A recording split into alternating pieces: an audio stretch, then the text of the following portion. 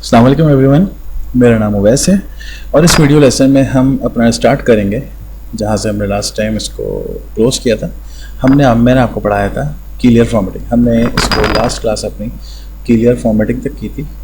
तो अब हम इसको नेक्स्ट देखते हैं कि नेक्स्ट में ये कहाँ तक जाता है। तो नेक्स्ट स्टार्ट करते हैं। तो अभी हम डिस्कस करने जा रहे हैं bullets, numberings, multi level lists, then indents. यहाँ पर इंडेंट्स की हम बात करेंगे, सॉर्ट्स, पैरामार्क्स,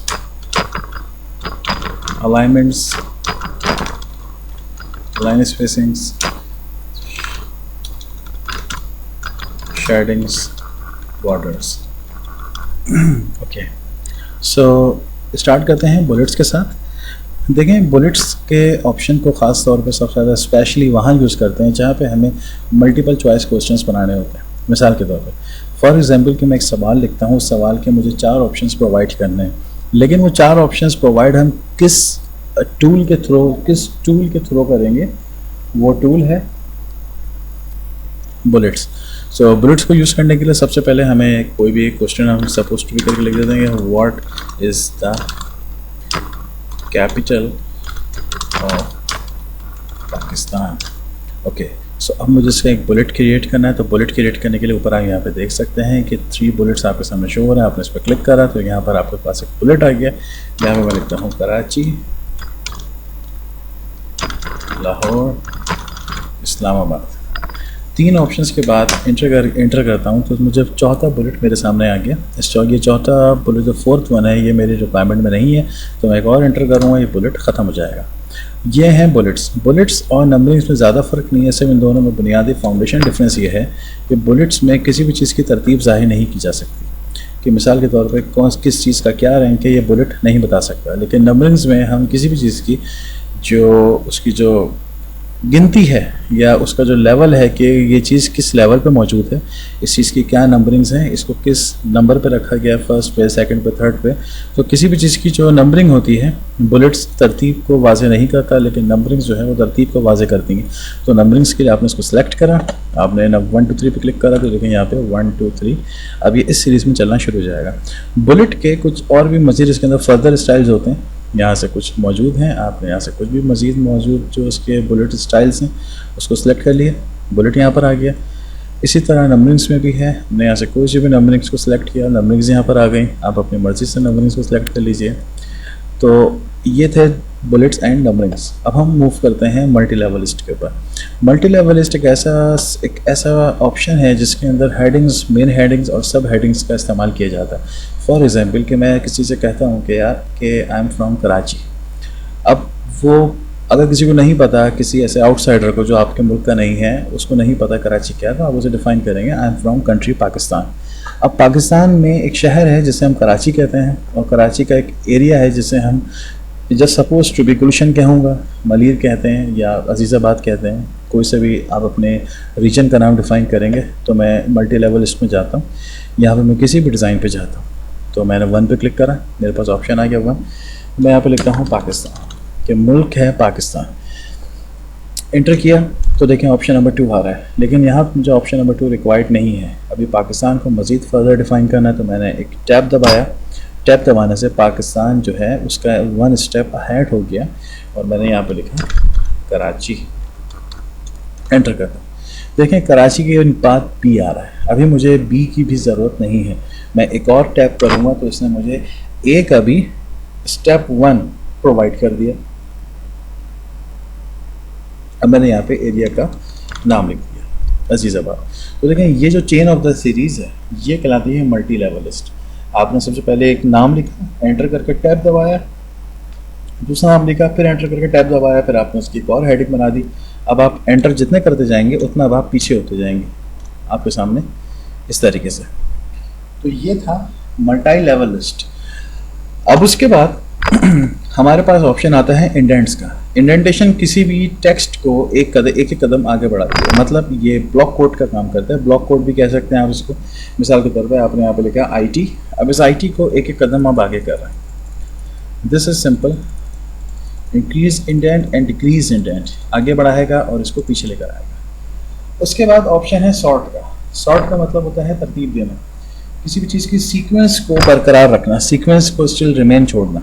अब सीक्वेंस को रिमेन करने के लिए क्या करेंगे, मैं यहाँ पे लिखता हूँ 1 3 2, कुछ नंबर ऑफ सीरीज लिखी, लेकिन इनको मैंने एक डिसऑर्डर वे में लिखा आगे पीछे करके। अब इनको तरतीब से बनाना है, सीक्वेंस क्रिएट करना है इनका, तो उसको सिलेक्ट किया, सॉर्ट पे गया, यहाँ पे असेंडिंग या डिसेंडिंग आपको जो ऑप्शन चाहिए। असेंडिंग कहते हैं छोटे से बड़े की तरफ और डिसेंडिंग होता है बड़े से छोटे की तरफ। आपने सेलेक्ट करके ओके कर दिया तो देखें 1 2 3, अब ये तरतीब से आपके पास आ गया।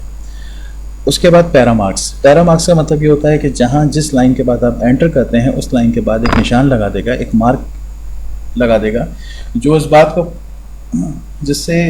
को इंडिकेट करेगा कि इस लाइन के बाद आपने एंटर कर दिया था, तो यहाँ पर एक मार्क हमने लगा दिया। This is called पैरामार्क्स।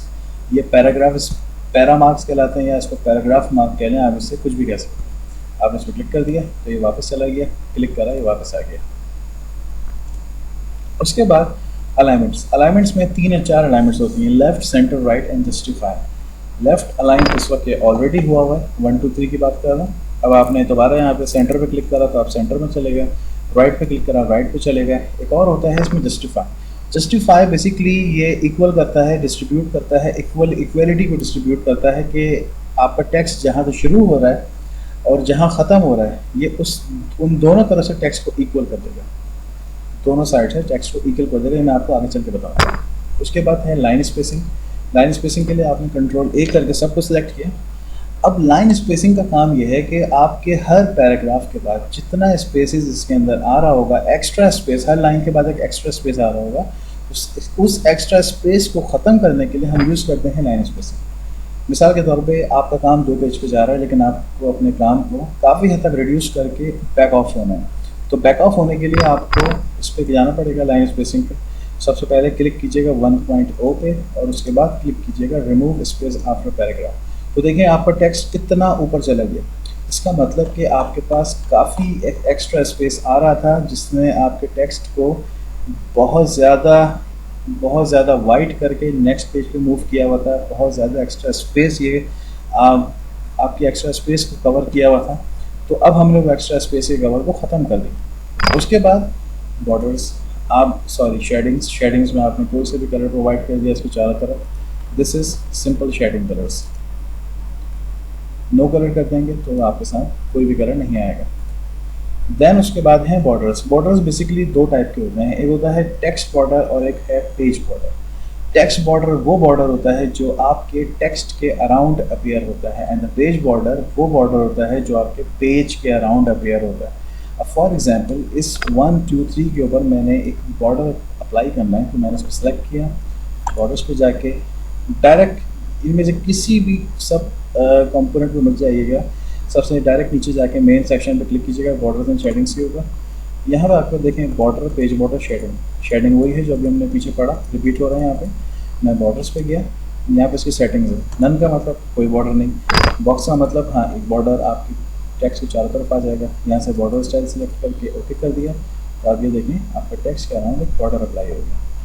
अब इसको मज़ीद फर्दर स्टडी करते हैं, तो देखिए एक ऑप्शन है शेडो। शेडो में आपका जो बॉर्डर है वो राइट साइड पे एक ब्लैक शेडो ड्रॉप करेगा। इसका मतलब है आपके बॉर्डर के राइट साइड पर एक ब्लैक शेडो जो ड्रॉप होगा, ये कहलाता है शेडो बॉर्डर। उसके बाद है 3D।